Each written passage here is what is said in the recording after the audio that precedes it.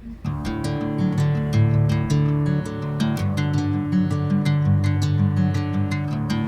आज दुपारच्या जेवणामध्ये मी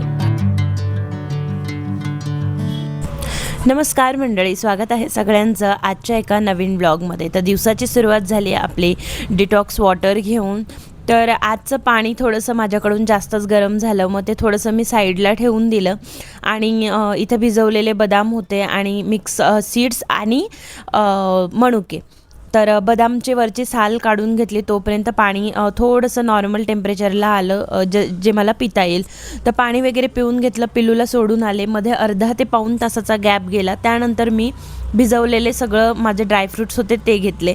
आता बऱ्याच जणांना असं वाटतं की वजन कमी करण्यासाठी आपण ड्रायफ्रूट खातो तर त्याचा उलटा इफेक्ट होईल की वजन वाढेल। तर नाही, कुठलीही गोष्ट तुम्ही योग्य प्रमाणात घेतली तर त्याचा आपल्या बॉडीवरती चांगलाच परिणाम होतो। तर आज मी काय ब्रेकफास्ट केला नव्हता, तर सीड्स वगैरेनेच मला खूप वेळ म्हणजे भूकच नाही लागत ते खाल्ल्यानंतर। आंघोळ वगैरे करून घेतली, त्यानंतर मग माझं डेली रुटीन आहे स्किन केअरचं। मी सेरम ॲप्लाय करते, त्यानंतर मॉइश्चरायझर ॲप्लाय करते। आता सनस्क्रीन मी एवढं काही वापरत नाही, मी ह्या दोनच गोष्टी कायम वापरते। तर अशा पद्धतीने रेडी झाले आणि लिपसाठी मी लिप लायनर आणि लिप ग्लॉस लावते। तर सध्या माझं आवडतं आहे लिप लायनर।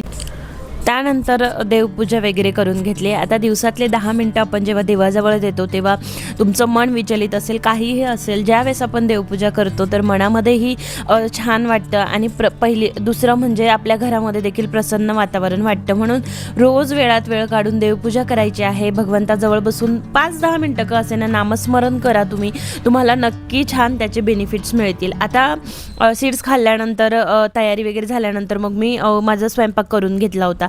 तर आज ना खूप सिंपल मेनू होता, शेवग्याची भाजी आणि माझ्या यांना त्या भाजीसोबत ना भात आवडतो, म्हणून मग मी आज मस्त भात वगैरे करून घेतला होता। सिंपल होतं, लवकर जेवण आमचं रेडी झालं। तर त्यांचा कॉल आला, टिफिन रेडी ठेव, मुलगा येतो रोज घ्यायला आणि तो मुलगा मग घेऊन जातो टिफिन। तर त्याला टिफिन वगैरे हँडओव्हर केला आणि मग आम्ही आता बाहेर असल्यामुळे 1-2 दिवस झाले तर झाडांना पाणी पण नव्हतं। आता जर ऊन नसतं तर मग चालतं, काही नाही, पण आज ना इतकं ऊन पडलेलं होतं आणि गरम पण खूप वाटत होतं। म्हटलं झाडं जळण्यापेक्षा चला यांना पाणी वगैरे घालून घेऊयात। आता काही छोटी झाडं आहेत त्यामुळे मग त्यांना पाणी द्यावंच लागतं। तुळशीची असतील, मनी प्लांट असतील, गोकर्ण आहे। तर बँगलोरमध्ये ना तुम्ही एक गोष्ट नोटीस कराल, जेव्हा तुम्ही याल, कधी या, तर खूप लोक ना इथे खूप झाडं लावतात। झाडं म्हणजे मोठी झाडं, छोटी झाडं, रोपटी वगैरे जी डेकोरेशनची असतील, तर खूप वेळ इथे गॅलरीवरती, टेरेसवरती एवढं जास्त प्रमाण आहे इथं झाडांचं लावायचं। तर ते लावलं। इथं माझी तुळशी बघा किती छान हिरवीगार दिसते, तर तिला पाणी घालून घेतलं। त्यानंतर मग दुपारचं जेवण केलं। आज जेवणामध्ये भात होता म्हणून थोडंसंच घेतला छोट्या वाटीने, भरपूर सगळं सॅलड घेतलं, शेवग्याची भाजी घेतली। आता मैसूरला गेलोय म्हणून मैसूर पाक आणला, आता तो खाल्ला नाही तर कसं बरं। तर कधी अशा ज्या गोष्टी आपण बनवत नाही, नवीन आहे, त्या तुम्ही ट्राय करू शकता, पण कमी, त्याचं खूप छोटं प्रमाण ठेवायचं आहे। मी अगदी छोटासा तुकडा त्यातून घेतला होता आणि बाकीचा बॉक्समध्ये तसंच आहे। तर आता जेवण वगैरे करून घेतलं आणि जसं मी तुम्हाला सांगितलं, आम्ही बाहेरून फिरून आल्यामुळे ना कपड्यांचा खूप सगळा पसारा झाला होता। आता जेव्हाही बाहेरून येतो ना फिरायला तर खूप छान वाटतं, पण आल्यानंतर जे कपडे असतात ना त्यानंतर तर 1-2 दिवस ते आवरण्यामध्येच जातात आपले। तर तुम्हाला याचा अनुभव आलाच असेल, त्यामुळे मी ना हे सगळं आली तेव्हा सेपरेट करून ठेवलं होतं। म्हणजे जे आम्ही घेऊन गेलेलो कपडे, यांची काही धुतलेली वगैरे इस्त्रीसाठी काढलेली कपडे, पण सकाळी पिल्लूने काय केलं, सगळं एकत्र मिक्स करून टाकलं। मग ते आवरायला मला खूप वेळ गेला। नंतर म्हटलं चला आता हे आवरून घेऊयात। तर ह्या सुट्ट्यांमध्ये तुम्ही कुठे ट्रिप प्लॅन करताय मला ते कमेंटमध्ये सांगा। तर आज ना हे माझं म्हणजे ना बेडरूम मला सकाळीच आवरलेली पाहिजे असते। आज मला उशीर झाला होता थोडासा ह्या कपड्या वगैरेमुळे। तर ही आहे आमच्या पिल्लूची तलवार, यात खूप छान असे लाईट्स वगैरे लागतात, धूर वगैरे निघतो। तर ही पिल्लू ना दुसरीकडे कुठे ठेवतच नाही, तिला कंटिन्यू त्याला आमच्या बेडवरतीच ठेवायचं असतं, रात्री झोपताना वगैरे उशाजवळ। असे काही 2-3 टॉय आहेत त्याचे की जे कायम तुम्हाला आमच्या बेडवरतीच दिसणार। तुम्ही कुठेही ठेवले ना, मी ते कुठेही ठेवलं की तो मग आल्याबरोबर चिडचिड करायला लागतो की कुठं गेलं, काय गेलं। म्हणून मग मीही असं की आता जाऊ दे, लहान मुलं असले की मग घरामध्ये चालूच असतं, पसारा होतो, ते होतं। एवढं सगळं आवरलेलं आहे ना मी, तो आल्यानंतर आहे ना विदिन 5 ते 10 मिनटामध्ये सगळं सामान जिथल्या तिथे होतं. पण काय रोज आवरावंच लागतं. सो इथे बेडशीट वगैरे नीट करून घेतली. त्याचे जे लागणारे टॉय होते ते वरतीच ठेवले, जे लागत नाही ते सामान सगळं आत ठेवलं. तुमची पण मुलं असं करतात का? मला नक्की सांगा बरं का. तर या ठिकाणी सगळं आवरून झालेलं होतं माझं. कपडे पण मशीनला लावले गेले होते आणि मग पिल्लूला मी इथे घेऊन आलेली आहे. तर पिल्लूला इतका आगाऊपणा करायचा असतो ना, येतानाही त्याला उड्या मारतच यायचं असतं. ह्या लहान मुलांमध्ये एवढी एनर्जी कुठून येते माहीत नाही. सकाळपासून जातात, दुपारी येतात घरी, तरी तेवढीच एनर्जी असते जेवढी ते जाताना असते. तर इथे पिल्लूला आल्यानंतर मग जेवण वगैरे दिलं.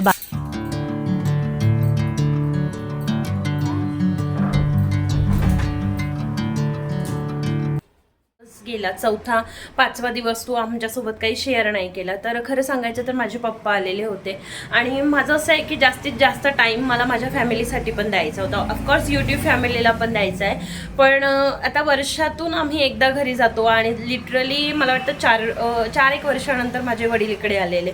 त्यामुळे मग मला असं होतं की नाही, थोडं जास्तीत जास्त वेळ मला त्यांच्यासोबत घालवायचा होता. मग थोडंसं शेड्यूल पण माझं बिघडलं, असं मी तुम्हाला खोटं नाही सांगणार. बिघडलं माझं शेड्यूल. मला वर्कआउट करता नाही आलं. चालणं होत होतं कारण आम्ही फिरायला जात होतो, पण एक्झॅक्ट मी असं ट्रॅक नव्हते करत की किती चालणं झालेलं आहे वगैरे.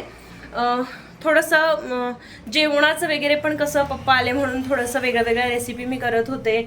थोडंसं हेवी होतं, म्हणजे मी पोर्शन कंट्रोल केलेला होता, पण जेवढा पाहिजे तितका नव्हता केलेला. तर आत्ता एक हे सांगण्यासाठी केलेलं आहे की सोमवारपासून, म्हणजे आता आज तर जाऊ द्या, उद्यापासून किंवा मग सोमवारपासूनच तुम्हाला स्मूदीज वगैरे बघायला भेटतील. आणि मी थोडेसे डाएटमध्ये पण चेंज करते, जे लवकरच तुम्हाला सांगणार आहे की ज्याने थोडासा चांगला रिझल्ट आपल्याला मिळेल, क्विक मिळेल. आणि आता आपण बायका आहे म्हटल्यावरती असे छोटे मोठे प्रॉब्लेम्स येतच असतात की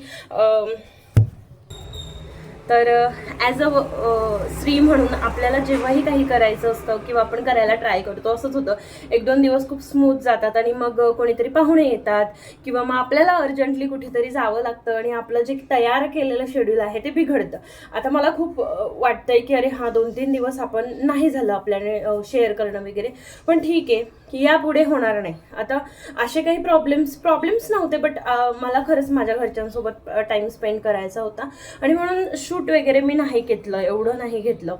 पण ठीक आहे, तुम्ही समजू शकता ॲज अ बाई म्हणून की आपल्याला करावंच लागतात, गोष्टी होतात, थोडंफार चेंजेस चालूच असतात. सो माफी असावी त्यासाठी. येणाऱ्या सोमवारपासून आपण प्रॉपर एक तुम्हाला वर्कआउट, त्यानंतर जे काही ब्रेकफास्ट वगैरे ब्लॉग फॉर्ममध्ये बघायला भेटणार आहेत. रेसिपीजही असतील आणि मी रविवारी लाईव्ह येणार आहे. तर मी एक पोस्ट करणार आहे आज.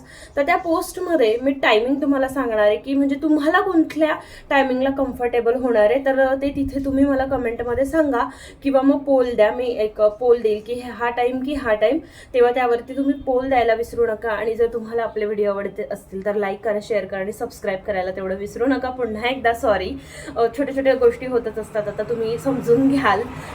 भेटूया पुढच्या व्हिडिओमध्ये.